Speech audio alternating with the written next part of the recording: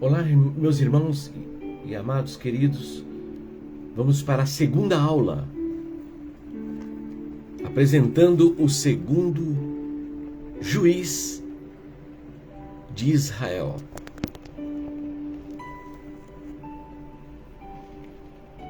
Seja bem-vindo.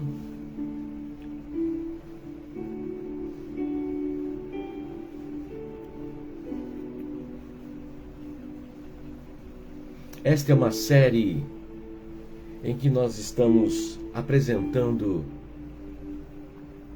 as experiências vividas por cada juiz e conhecendo o propósito de Deus na vida desses juízes e mostrando justamente como Deus direciona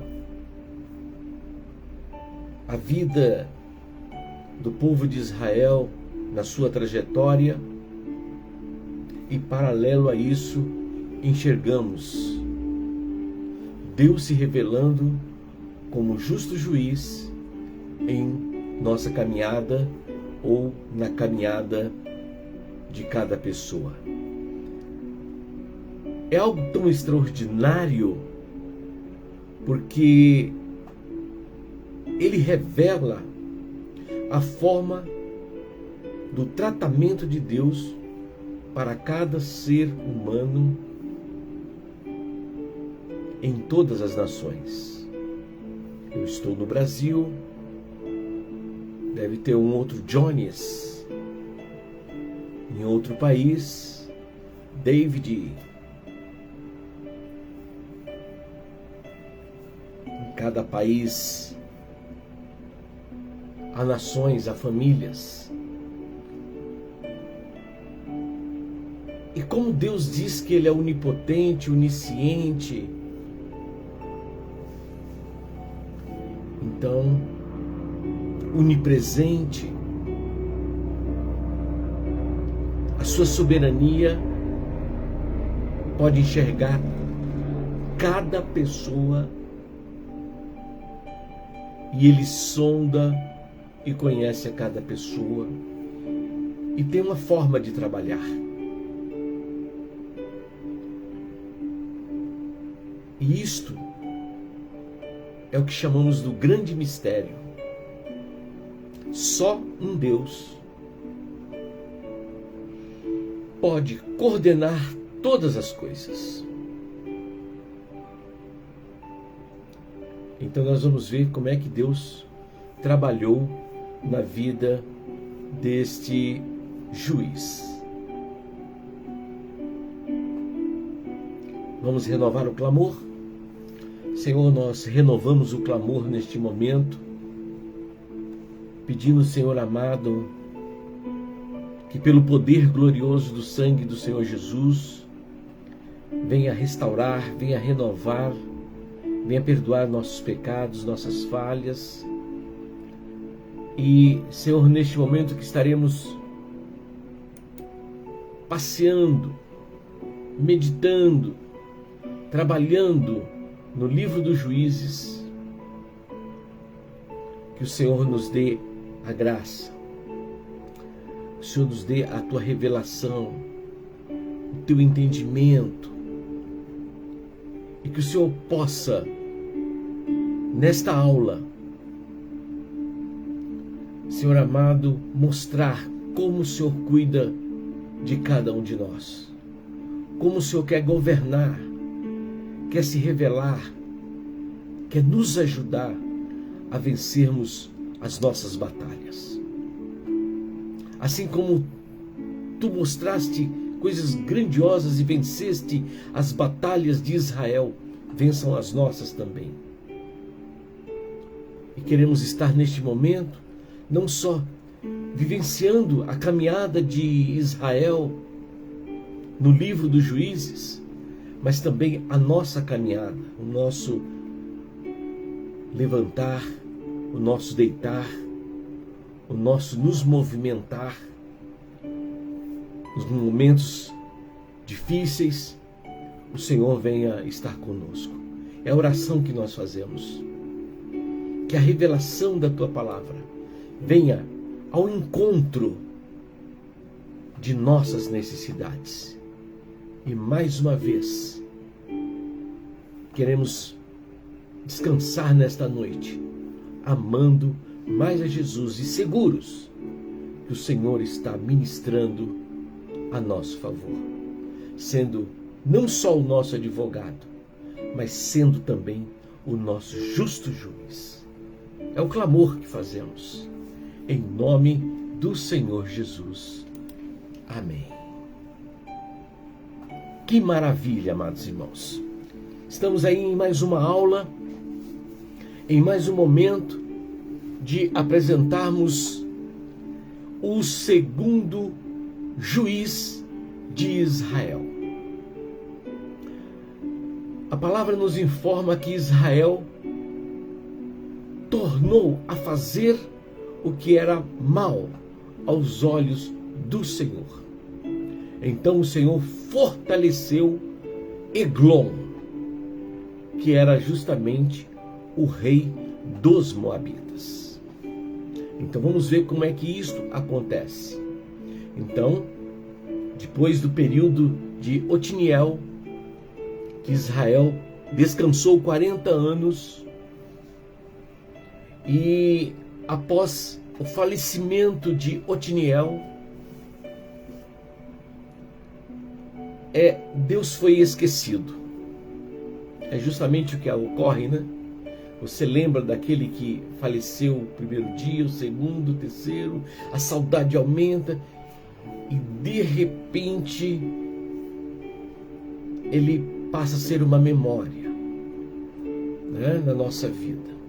Até que na vida de muitos cai o esquecimento e ninguém mais sabe quem foi aquele que passou por nós.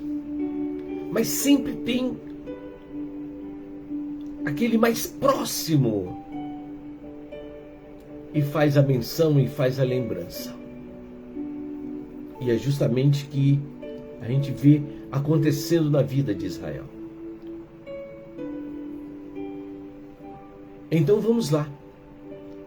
Vamos ver o que diz então Juízes, capítulo 3, de 12 a 14.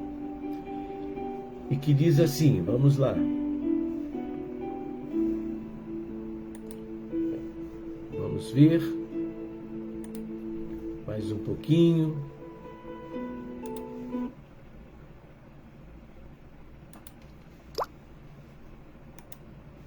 Muito bem. Porém, Juízes 3, de 12 a 14. Porém, os filhos de Israel tornaram a fazer o que era mal aos olhos do Senhor. Então o Senhor fortaleceu o rei Eglon, rei dos Moabitas. E quando fizeram o que era mal aos olhos do Senhor, Deus fortalece este rei contra Israel. E reuniu consigo os filhos de Amon e os amalequitas, e feriu a Israel, e tomaram a cidade das palmeiras. E os filhos de Israel serviram a Eglon, rei dos Moabitas, 18 anos.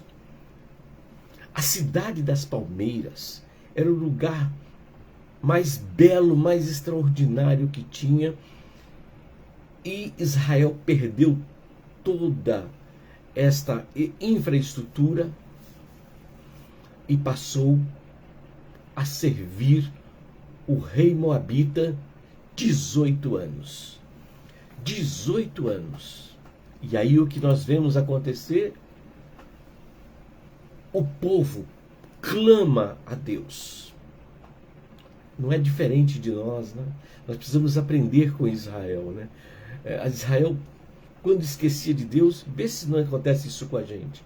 Às vezes nós começamos a nos fortalecer, ter uma cidade das palmeiras, né?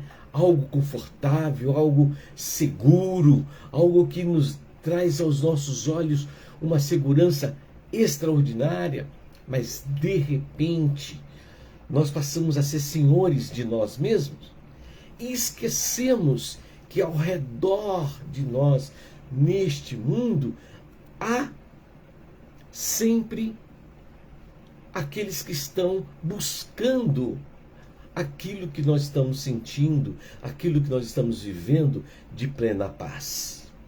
Perceberam? Nós esquecemos disso.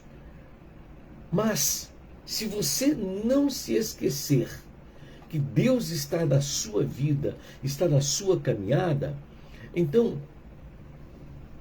o que está ao redor pode ter leão, tempestade, o que for, você vence, você continua na sua caminhada. Mas o que Israel fazia? É o que muitas vezes nós fazemos. Anulamos Deus, esquecemos de Deus, não temos tempo para Deus, não paramos um momento para fazermos um clamor, uma oração, uma adoração a Deus, né? Nós deixamos Deus em segundo plano, né? E aí nos entregamos de forma materialmente. Nossa visão fica só para essa terra e a vida não é essa terra. O foco dela não é essa terra. Desde que nós temos uma mensagem onde um Deus diz que o meu reino não é neste mundo e que eu vou para o Pai, vou preparar-vos lugar. Em breve voltarei e vos levarei para onde eu estiver, estejais vós comigo. Meu amigo, então tem algo extraordinário que vai estar sendo vivido por nós e está por vir e pode acontecer a qualquer momento. E será se você está preparado? Então nós precisamos parar e pensar. Eu preciso viver a minha vida, eu preciso ser uma pessoa feliz, eu preciso me equilibrar, mas eu não posso deixar faltar dentro de mim o Deus invisível. Porque Ele é o meu passaporte para a eternidade celestial. Ok? Bom, vamos em frente. Então, há um clamor. Como diz em Juízes capítulo 3, de 15 a 26.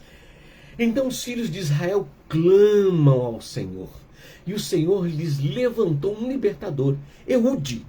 Eude é o segundo juiz levantado em Israel. Depois de 40 anos de paz, vivido, um juiz parte e Israel cai no esquecimento e volta a fazer a sua concessão, E aí então Deus o vende, os entrega nas mãos dos seus inimigos. Que na verdade não é Deus vendendo, nem Deus entregando. É você saindo debaixo da proteção de Deus, debaixo das mãos divinas de Deus. Deus não movimenta. Ele não tira a mão sobre você. Ele está sempre com a mão sobre a tua vida. Mas é nós que saímos. E quando saímos, encontramos uma tempestade. E foi justamente o que aconteceu agora, nesse novo período, onde o povo estava sendo oprimido, sendo perseguido, e aí o povo clama. E quando o povo clama, Deus responde. Porque o nosso Deus, ele tem olho e vê, tem boca e fala, tem ouvido, ouve, tem mãos para te abraçar, para te consolar quando você precisar.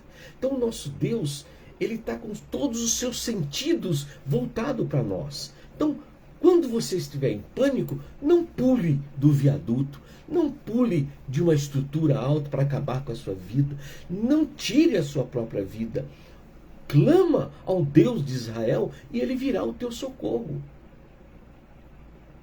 E diz o texto: E o Senhor lhe levantou um libertador, Eude, filho de Gerar, filho de Gemim, homem canhoto.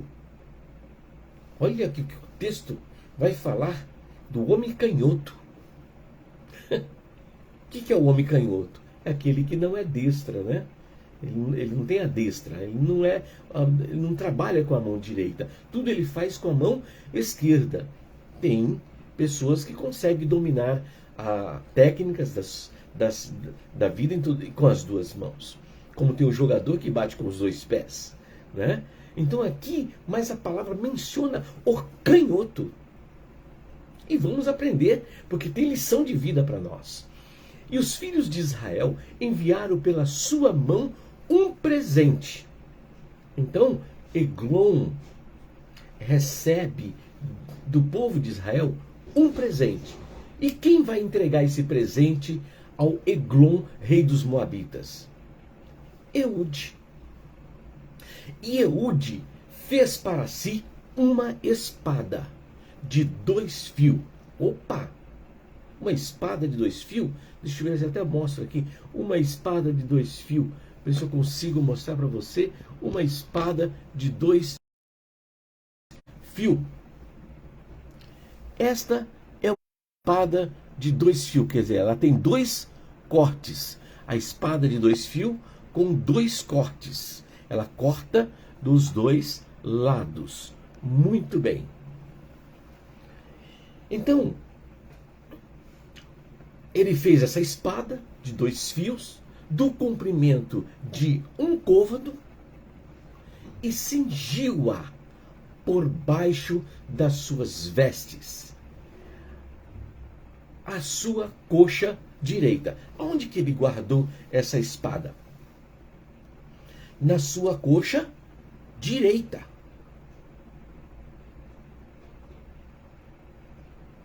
E levou aquele presente a Eglon, rei dos Moabitas, e era Eglon homem muito gordo.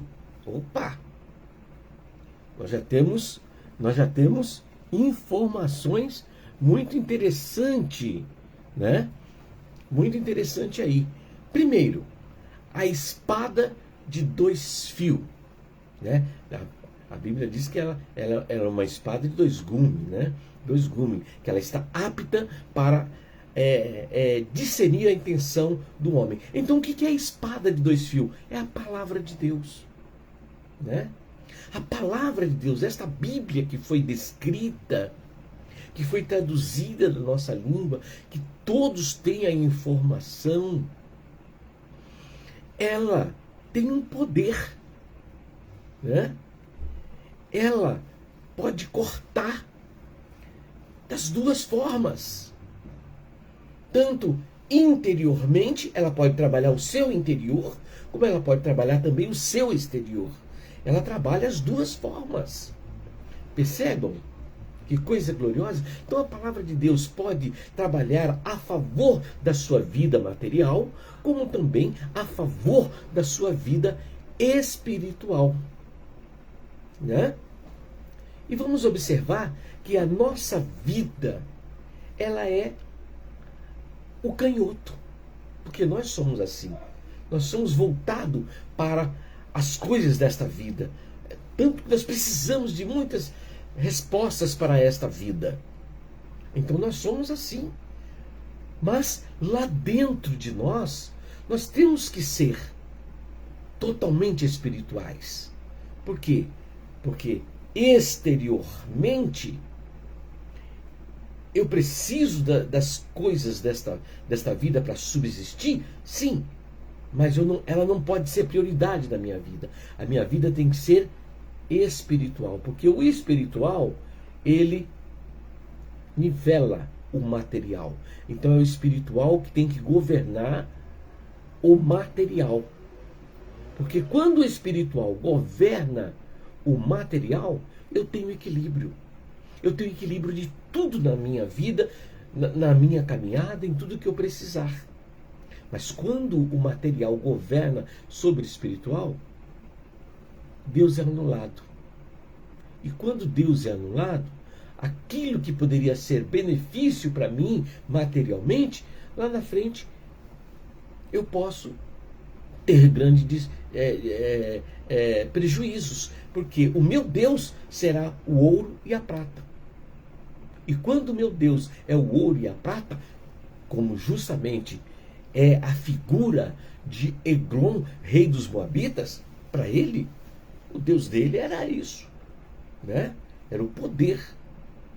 E como ele estava vivendo? Como é que diz a palavra que ele estava vivendo? Né? Eude faz uma espada de 2 fios que representa o quê? A palavra de Deus para mim, para a sua vida, e naquele momento para a vida de Israel. E ele pega essa espada e coloca aonde? Na sua coxa, e diz a palavra, na sua coxa direita. Então, a palavra de Deus é a destra de Deus, né? Ela indifere da razão do homem. Ela indifere da razão do homem. Mas vamos conhecer qual é a posição de Eglon, né? A palavra diz que e levou aquele presente a Eglon, rei dos Moabitas. E era Eglon homem muito o quê? Obeso, gordo. Mas por que ele era assim? Um rei não poderia ser assim. O rei de Israel, por exemplo, quando ele vai numa batalha, quem é que vai à frente da batalha? O rei. É como o pastor, né? O Senhor Jesus lá em João 10 fala assim, eu sou o bom pastor, e o bom pastor dá a vida pelas suas ovelhas.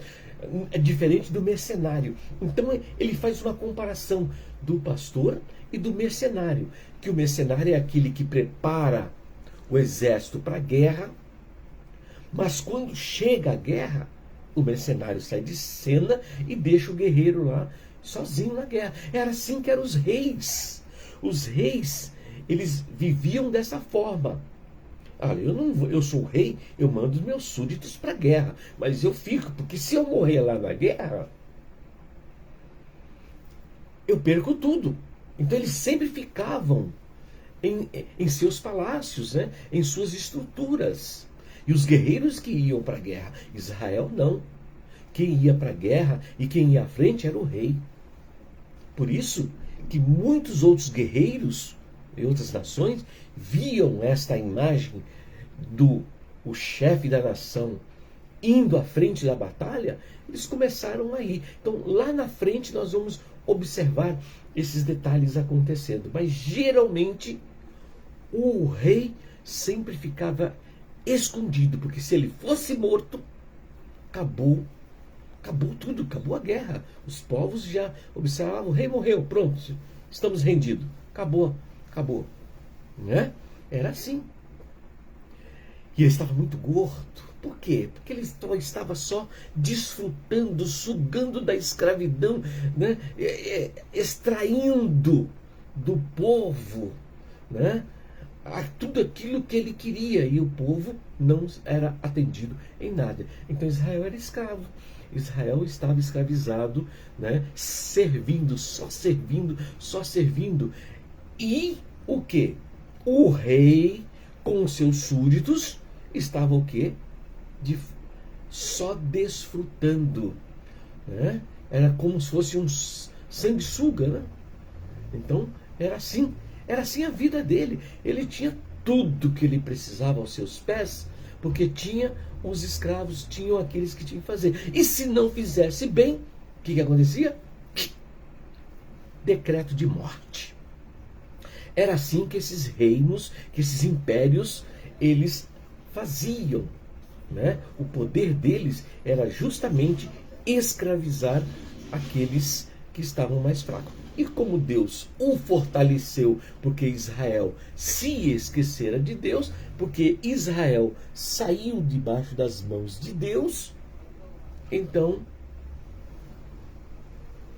ficou à mercê de quem? De Eglon, né? Do rei e do seu povo, né? Seu povo idólatra, seu povo que sugava eles, né? estava justamente subjugando a Israel. E sucedeu que, acabando de entregar o presente, ou seja, o rei, o Eude foi com a sua espada guardada na coxa direita. Os soldados não se aperceberam disso, porque não sabia que ele era canhoto. Percebeu? Então os soldados olhavam, viu que não tinha espada do lado esquerdo, porque quem é destro leva a mão do lado esquerdo para puxar da sua espada. E, no entanto, a espada estava nas vestes à sua coxa direita, debaixo das suas vestes, na sua coxa direita. Então, eles nem sequer notaram que ali havia uma espada. Ou seja, lembrando que profeticamente, né, a revelação da palavra para a nossa vida e contexto espiritual, a espada de dois fios é justamente o quê? A palavra de Deus. Né? Seguindo, Eude entra com um presente que Israel, né, entregou para ele, para que ele entregasse ao rei dos Moabitas. Muito bem. Entregou o presente, despediu a gente, né, que o trouxera, está tudo certo. Ele ficou observando. Porém, ele mesmo voltou das imagens de escultura, as imagens de escultura que tinha ali dentro da estrutura do palácio de Eglon, né, que estava além do peso. Por quê? Porque esse além do peso é justamente aquele rei que acomodou, né, que tem tudo fácil, que não precisa precisar de nada para a sua vida, tem todos que o servem, né? Então a tendência é justamente essa. Porém, ele voltou da imagem das esculturas. Quem voltou? Eude, que estava ao pé de Gilgal. E de lá de baixo, quando ele já estava saindo, aí ele disse: tenho uma palavra secreta para ti, ó rei.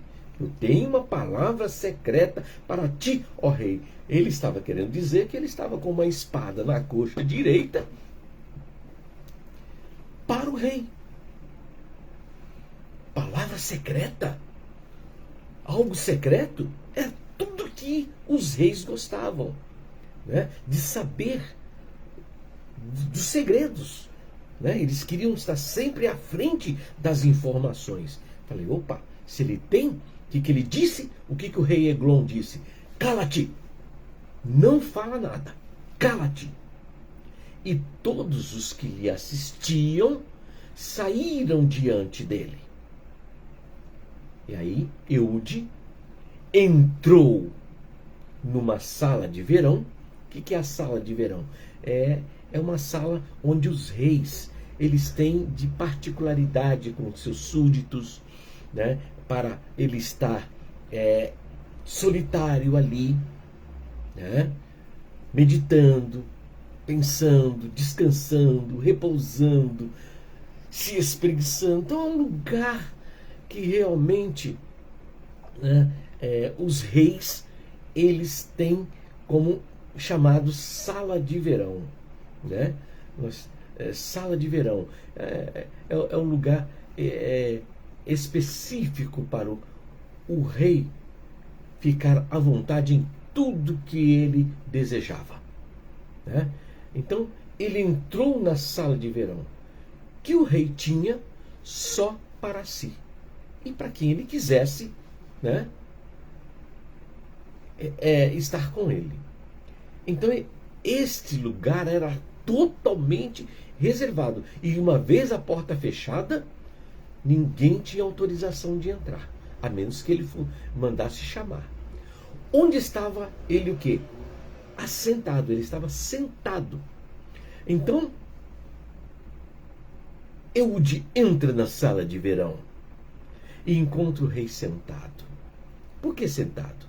Porque é uma posição de acomodado. Ele se acomodou como rei.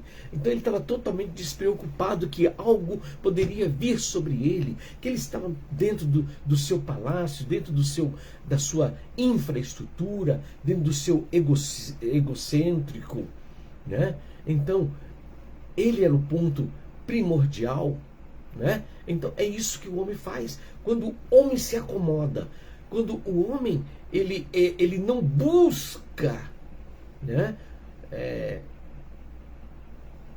fazer a diferença em seu governo, em sua vida, ele se acomoda. E quando ele se acomoda, há um risco iminente. E era tudo que Eude precisava. Onde ele estava o quê? Acomodado, sentado. E disse: Eude, tenho para te dizer-te uma palavra de Deus. Por isso que a espada de dois gumes é a palavra de Deus. Perceberam? O próprio texto vai nos ensinando, né? Vai nos ensinando que a espada de dois fios é a palavra de Deus, né? Então, quando ele ouve falar sobre isso, o que o rei ele faz? E levantou-se da cadeira, né? Opa, tem uma palavra de Deus? Então, levantou-se da cadeira. Então, Eude estendeu a sua mão esquerda,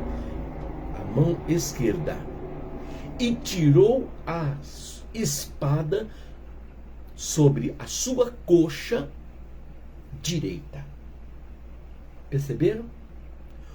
O homem vive aquilo que é a sua necessidade física, né? Ele praticamente, boa parte da vida dele, ele é materialista, ele vive o material, ele é todo do lado esquerdo, né? Todo do lado humanitário, né? Mas a palavra de Deus não. Ela indifere da vida do homem. A palavra de Deus é a destra de Deus. E quem é a destra de Deus? Jesus. E a palavra é Jesus. Perceberam? Então, queridos, Jesus não está à esquerda. Jesus está à direita de Deus Pai. Então, a coxa representa justamente ali a destra de Deus Pai, que é o Senhor Jesus. Então, é a palavra viva. É a palavra que corta tanto o exterior como o interior. Só Jesus tem isso. Só Jesus pode. Porque é Ele que sonda e conhece os nossos corações, né? Então, esta é a destra de Deus Pai, que sai não da coxa esquerda, mas sim da coxa direita, do lado direito, né? E o rei não contava com isto. Perceberam, queridos? Que a palavra de Deus, ela é fiel, né, ao seu propósito. Ela nunca vai se estabelecer à esquerda, que é o lado do coração do homem, que é o lado humanitário do homem, mas ela vai estar sempre ao lado do que é Deus. Então, Deus define a palavra para a sua vida. Ele que revela as novidades de vida, a direção, né? Não pode vir da esquerda, que é do homem. Tem que vir o quê? Da destra de Deus Pai, né? Vem da destra de Deus Pai. Perceberam? Então, o que aconteceu nesse exato momento? Então, Eude estendeu a sua mão esquerda e tirou da sua coxa direita a espada e a cravou no ventre do rei, de tal maneira que entrou até o cabo após a lâmina. Perceba? E agora, olha que coisa extraordinária. A gordura do rei encerrou a lâmina, porque ele não tirou a espada do ventre. E saiu-lhe excremento. Só a palavra de Deus no ventre, que vem né, fazendo gerar em sua vida o pecado, a destruição, o negativismo, e tira toda a imundície. E a única coisa que liberta o homem é a palavra de Deus. A única coisa que molda o homem é a palavra de Deus. A única coisa que perdoa o homem e que traz o homem a um novo patamar de vida e que restaura o homem é a palavra de Deus. Não tem a palavra do homem, do pregador altíssimo, do excelente teólogo. Não. É algo que é revelado por Deus para a sua vida. Por isso que a palavra de Deus ela tem poder de transformar o pecador. Né? Nós aprendemos em muitas denominações que o louvor liberta, mas a palavra transforma.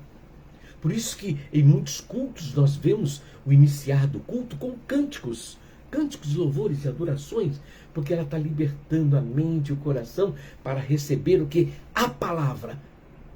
E aí quando a palavra entra, é doce no paladar, mas no ventre é amargo. Né? Porque é o pecado saindo, libertando você, né? Tirando você e te dando uma nova visão, uma nova estrutura de que aquilo que eu fui, hoje eu não sou mais. Não é isso? Então, quando isso acontece na vida do homem, traz o homem de volta. Né? Traz o homem de volta. Nós vamos ver na história de Saul que se Saul se recompôsse a sua vida na direção de Deus, jamais Davi seria rei. Jamais. Com certeza, Davi seria um grande aliado de Saul. Né? Mas quando o homem governa, quando o homem reina, ele perde a visão profética. E só a palavra de Deus é que pode libertar. E ele precisa reconhecer isso. Eu não posso dizer isso para você, que você tem que fazer isso. Não, você que tem que reconhecer. Né? Você que vem reconhecer. Quando o Senhor diz lá no Apocalipse, eis que estou à porta e bato. Eis que estou à porta e bato. É Jesus vindo a você. Ele vindo a você. Aquele que ouvir e abrir a porta, não é todos, ou aqueles, é aquele que ouvir e abrir a porta, eu entrarei, cearei com ele e ele comigo. Então, Deus vem a você. Se você abrir a porta do seu coração, ele vai entrar. A palavra vai entrar. A palavra de Deus vai entrar. Vai cear com você, com a sua necessidade, com o que você precisa, com o que toda a sua estrutura física precisa deste mundo. E lá dentro, ele vai te convidar para cear com ele aonde? Na eternidade celestial. Quando você cumprir a sua missão na terra, né? Hoje mesmo estarás comigo no paraíso. Perceberam? Muito bem. Então o que aconteceu aí? De tal maneira que entrou até o cabo após a lâmina. E a gordura encerrou a lâmina, porque não tirou a espada do ventre, mas saiu-lhe o que? O excremento. Que é isso? É o pecado. É aquilo que está te matando, que está te deixando acomodar e não buscar o projeto de salvação.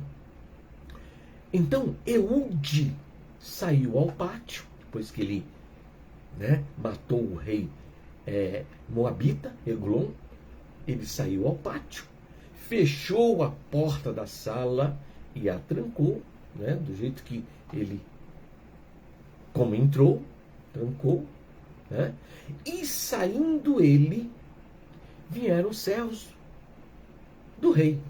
Talvez seja a hora do café, do lanchinho, ou se o rei precisa de alguma coisa.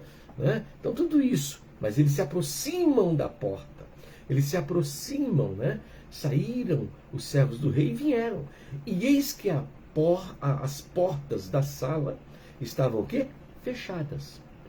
Né? Está fechadas. Então, ele é a mensagem. Está fechada, olha, a mexinha aqui está fechada. E disseram, sem dúvida, está cobrindo seus pés na câmara da sala de verão. Está repousando, está relaxando, está bem. Por certo, Eude já tinha saído, né, e ele está fechado. É porque ele está repousando. É justamente isso. Muitos de nós encontramos portas fechadas e não insistimos para ir além da porta. Muitos chegam somente à porta. Não, nós temos que saber, uma porta fechada. Quem fechou a porta? Nós precisamos saber, né? Por que está fechada a porta? Então é só até ali. Então, eles viviam conforme o seu rei, mas quando nós temos o nosso rei, o nosso justo juiz, nós sabemos que sempre há uma porta entreaberta. É como diz em Apocalipse, né? Eu olhei e vi uma porta aberta. E uma voz me dizia, sobe aqui e mostrarei as coisas que hei de acontecer. Né? Então sobe aqui, porque Jesus é uma porta aberta. Né? Jesus não é uma porta fechada.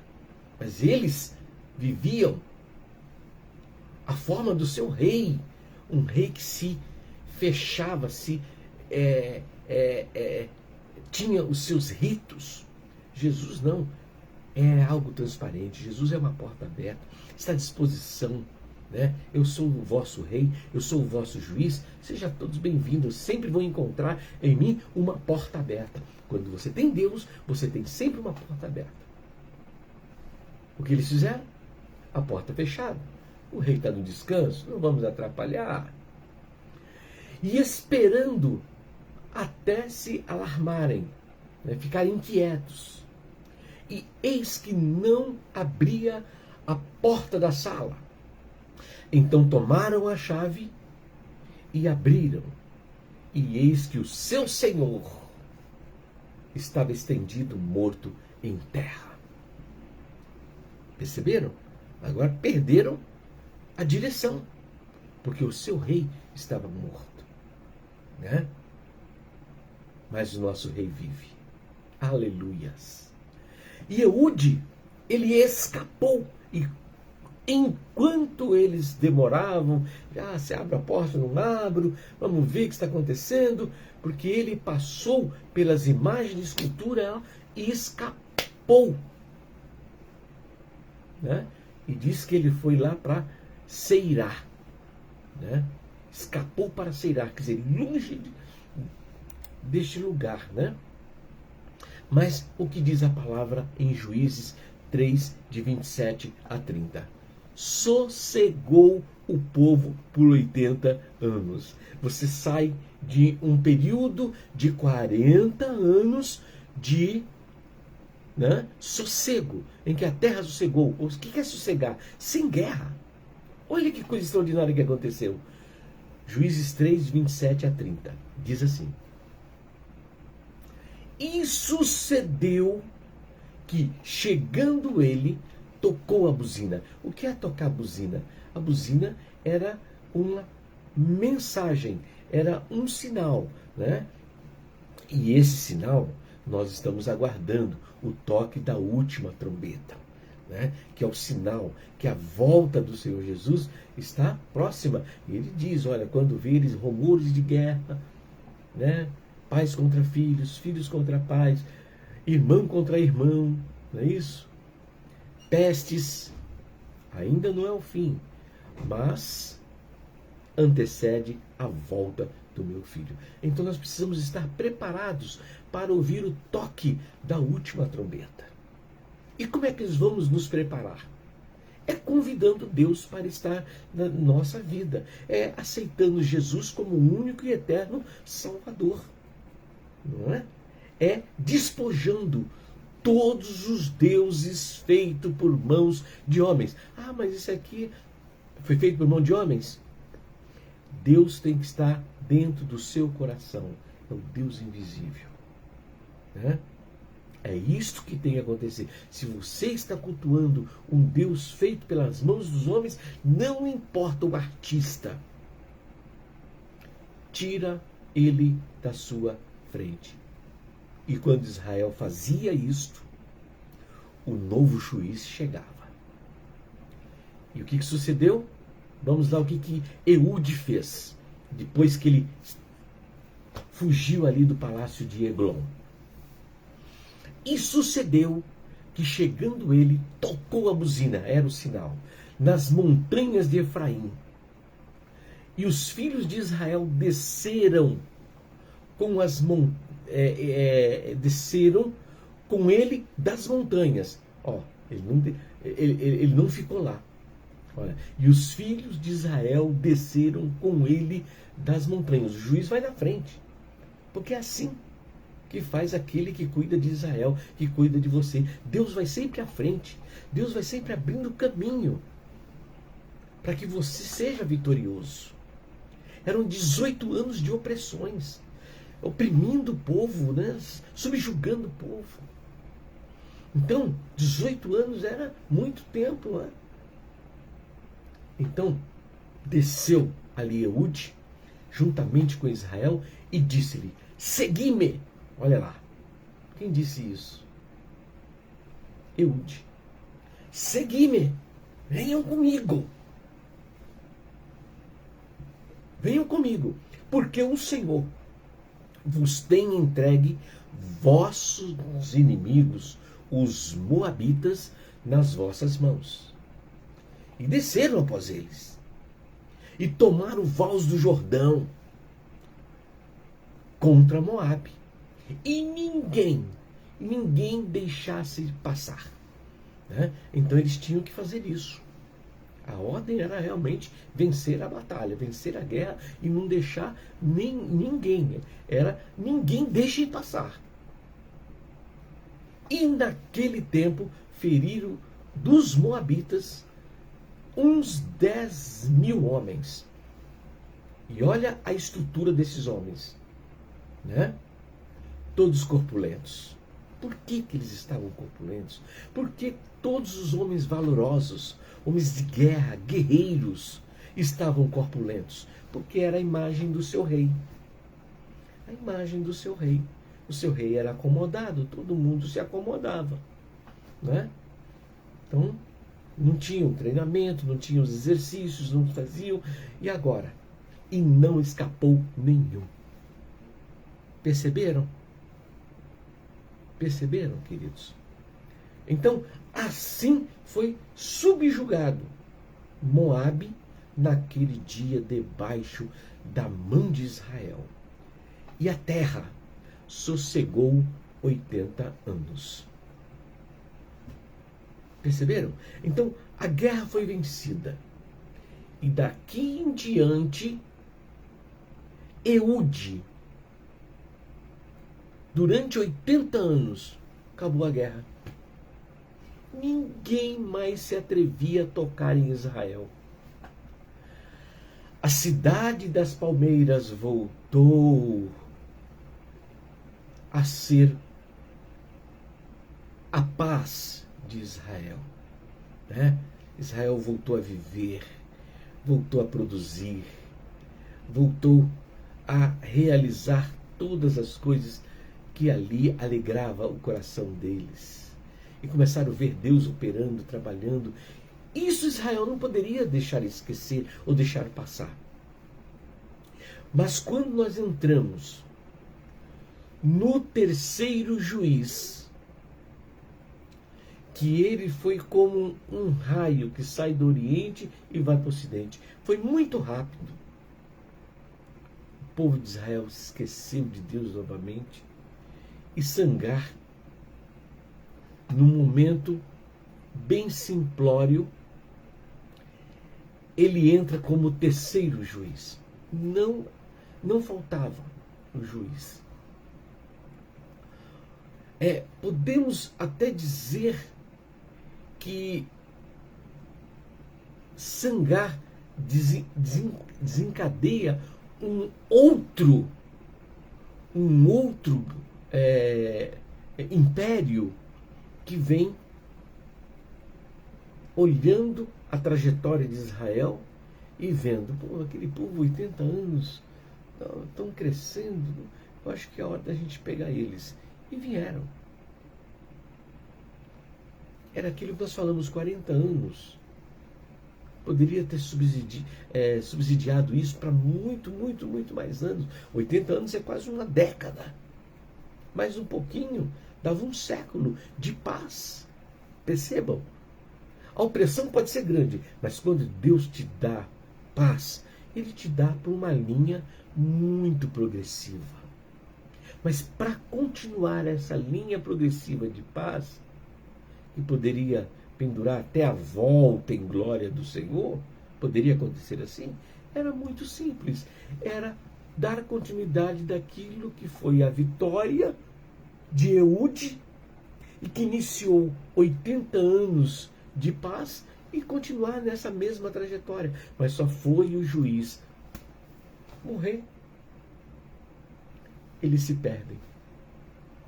Cada um começava a fazer aquilo que vinha na cabeça deles. Perceberam? E aí então entra os filisteus, que eram invasores. Os filisteus eles tinham uma técnica muito acerrada de invadir aquilo que não era deles. Não, mas Israel está aí, vamos invadir. Não, mas não é seu. Foi herança que Deus deu em Abraão, Isaac e Jacó. É do povo de Israel. Mas eles entraram porque eles eram assim mesmo, invasores. Não era nem conquista, era invadir mesmo. Eles queriam invadir. Nossa, essa terra aqui é nossa. Que isto não? Era assim mesmo. Mas Sangar, que foi o terceiro juiz, ele entrou logo que Israel se sentiu tranquilo, né? Cumpridos os 80 anos de paz, me aparece quem? Os filisteus. Né? Mas por que os filisteus estão aparecendo agora?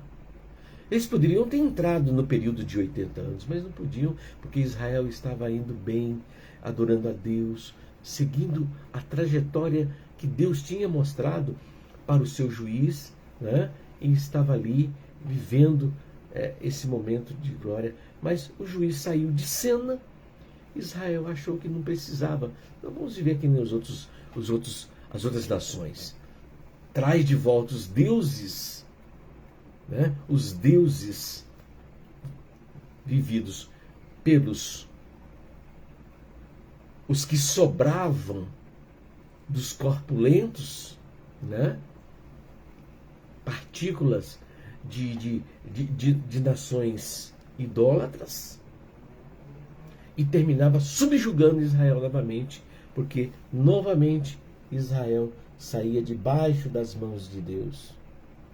Por isso que nós temos que permanecer a todo custo, mesmo se você se ferir, se machucar, mas, Senhor, está difícil, a coisa está complicada, eu acho que eu não vou conseguir, mas fica aqui debaixo das mãos do Senhor, que se você perdeu algo, Deus vai te dar em dobro. Não foi o que aconteceu com Jó? Né? A glória da segunda casa foi maior que a primeira, porque ele subsistiu, ele, né, ali difícil, mas ele não deixou de sair das mãos do Eterno, né? Então ele permaneceu firme, e o Senhor deu a vitória no tempo certo. O Senhor deu o grande ensinamento para a vida de Jó, e assim para nossas vidas. E Sangar, ele chega como um raio, né? Como um raio, muito rápido. Mas nesta batalha que ele travou contra os filisteus, né? Sangar era filho de Anate, né? Ele que feriu 600 homens filisteus. Ele feriu 600 homens filisteus. Uma aguilhada com uma aguilhada de bois. O que é aguilhada de bois? A guilhada de bois é uma vara bem comprida, com a ponta de ferro, que serve para quê? Para picar o boi. Quando o boi ele desviava ou tinha algum problema, eles iam lá e picavam o boi. Eles cutucavam o boi e o boi retomava, o gado retomava para sua direção. Então, o que acontece? Ele abateu 600 filisteus e não diz que ele estava com um grupo, né? Que ele estava com um grupo, mas foi justamente neste período de Sangar, né, que ele abate 600 filisteus com essa guilhada. É como se fosse uma antiga unidade de medida agrária, né, essa guilhada, equivalente ali a 4 metros quadrados. Né?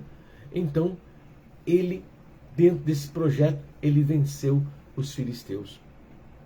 E aí, neste exato momento, é que chega um juiz diferenciado. Por que um juiz diferenciado?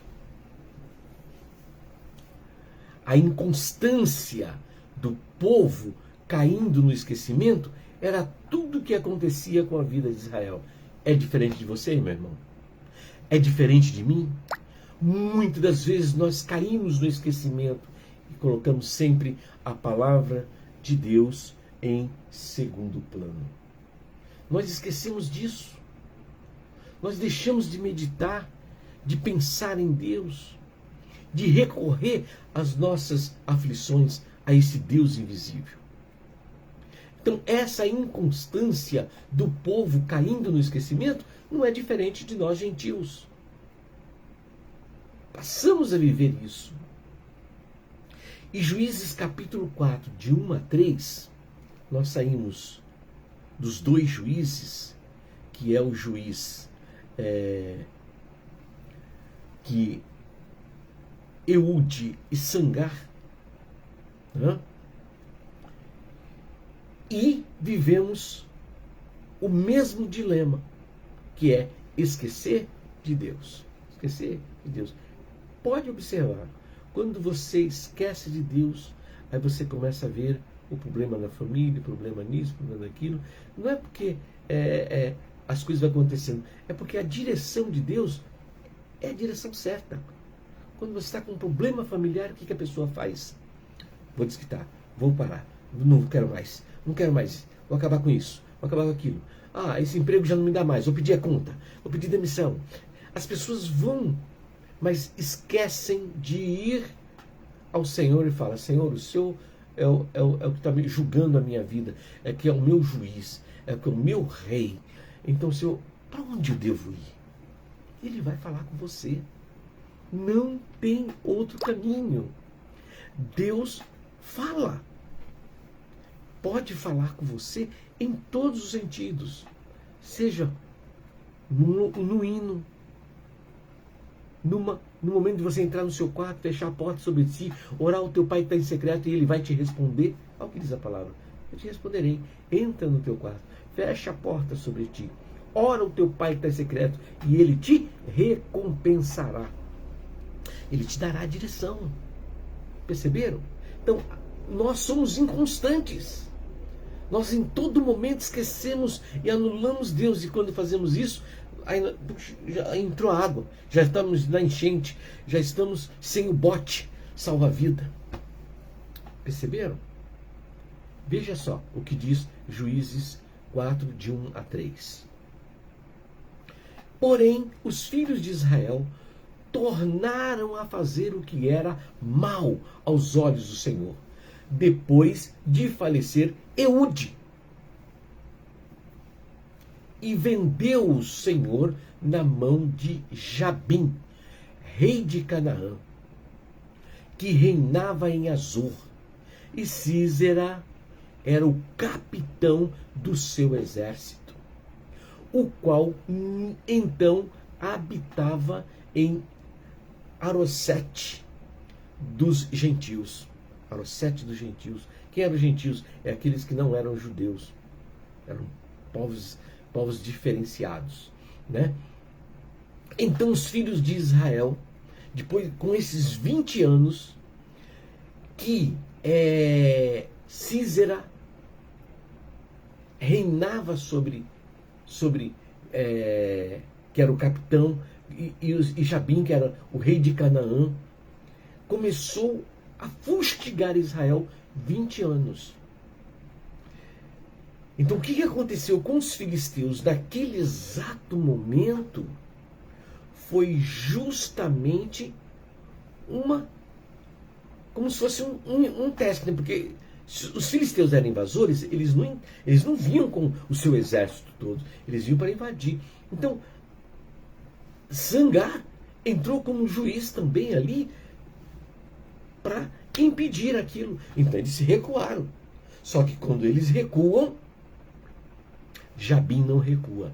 Por que Jabim, rei de Canaã, não recua? Porque Deus os vendeu, Israel, nas mãos de Jabim. Por que Deus vendeu? Porque o povo novamente esqueceu-se de Deus e voltaram aos seus deuses, os deuses ali dos fragmentos das nações que sobravam em Israel, e traziam os astarotes, né, os balaíns, os deuses feitos em mãos de homem, e Israel começava a se envolver novamente. E quando vai ver, já estava sendo escravizado. E dessa vez foram 20 anos. 20 anos de lamentações, 20 anos que estava ali, né, vivenciando esta situação. Mas dentro desses 20 anos, o que diz a palavra? Então, Juízes 4:3. Então os filhos de Israel clamaram ao Senhor, porquanto ele tinha 900 carros de ferro. Quem tinha? Jabim, rei de Canaã, e Císera, o capitão do exército de Jabim, né? Eram terríveis. E por 20 anos oprimia violentamente os filhos de Israel. Então, eles eram violentos. Císera era demais violentos. Eles eram insuportáveis. Não serviu bem. O sacrifício, a morte era terrível diante de todos. Então, queridos, este é o clamor que Israel faz. E quando, meu querido, você se esquece do Senhor e a opressão se levanta, o tempo que se levantar, vocês vejam que as opressões eram de 18 anos, 7 anos, 20 anos, mas quando Deus trazia paz, quando Israel fazia o clamor, a paz era de 20, 40, né, anos, 80 anos, né, a exemplo de Eude. Não é isso? Então o Senhor nunca deixava de cuidar de Israel e de colocar um campeão, um juiz, para libertar Israel. Amém, queridos? Nós vamos parar por aqui. E o próximo juiz é o 4º juiz. E vocês vão se admirar quem é esse juiz. Se você quiser pesquisar, você pode pesquisar em Juízes 4, de 4 a 5. Aí você vai descobrir quem é o próximo juiz que nós vamos falar. Ok? E ali nós vamos ver coisas notáveis que Deus vai nos revelar para a nossa vida. E você meditando, descansa. Deus pode te revelar algo maior, né? Algo a mais. Porque o contato é você e Deus. É você e Deus. Não pense você que quando chegar o dia do arrebatamento, Deus vai mandar um WhatsApp para o seu pastor. Não pense você isso que vai acontecer dessa forma. Não. Você vai ter que ouvir a palavra do Senhor, ver as informações e buscar a Deus em primeiro lugar. Busca ao Senhor, né? em primeiro lugar e as demais coisas o Senhor vai te acrescentar, né? Busca o Senhor, só tem que buscar, né? Busca o Senhor e a bênção do Senhor será grande na sua vida. Amém? Vamos orar? Senhor Deus e Pai, nós oramos neste momento e pedimos, Senhor, a tua bênção, Senhor amado, para esta noite, para que tenhamos uma noite e feliz e paz. E que possamos descansar os nossos corpos, nossa mente, nosso coração, lembrando nessas mensagens que hoje recebemos. Que o querido Espírito Santo possa adentrar em nosso ser e nos levar a lugares de vitórias. Que o Senhor possa nos fazer descansar em passos verdejantes. Que o Senhor possa nos mostrar que está cuidando de nós. Que o Senhor venha transformar, nos estruturar e que possamos ouvir o toque da última trombeta. Sermos preparados para isso, porque não haverá nenhuma informação, nenhum WhatsApp da eternidade aos pastores dizendo: preparai o teu rebanho, porque chegou o dia do arrebatamento. Não, é você e Deus. Por isso, Senhor, é Tu e a cada um de nós. Vem estar falando conosco. Venha nos estar dando sonhos, mostrando, Senhor, nos dando informações gloriosas, nos fazendo entender qual caminho trilhar para a grande vitória. Senhor, perdoa-nos por muitas vezes esquecermos da Tua soberania, mas nos recomponhamos neste momento e pedimos, ó Pai, que venha estar dentro do nosso coração, dentro do meu coração, dentro do coração de cada irmão, de cada família que estará vivenciando esta mensagem. Que o Senhor possa curar, libertar, Senhor, dando a Tua bênção. Fica conosco esta noite e nos faça descansar em paz, nos dar uma noite feliz e paz, e que possamos deitar, despertar e nos alegrarmos, porque o Senhor nos sustentou. Receba o nosso louvor, e em Teu nome dizemos que a graça maravilhosa de nosso Senhor e Salvador Jesus Cristo, o amor de Deus Pai e as doces consolações do Espírito Santo de Deus repouse sobre cada família, hoje e até a volta em glória do Senhor Jesus. E todos possam dizer amém. Amém.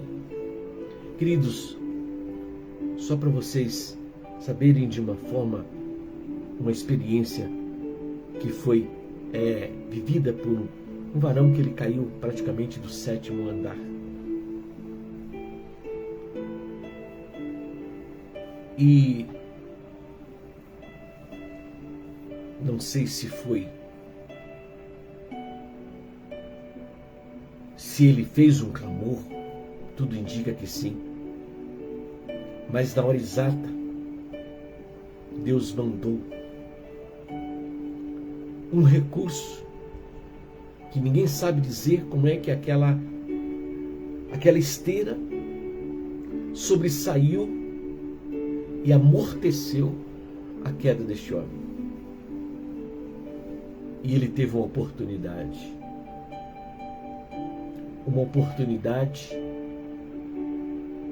de conhecer a Deus. E ele percebeu que naquele ato que ele vivera, Deus deu uma oportunidade dele voltar à vida. Quantos tiveram essa oportunidade e não aproveitaram? E se você tiver uma oportunidade de caminhar no caminho do Senhor, não joga fora não.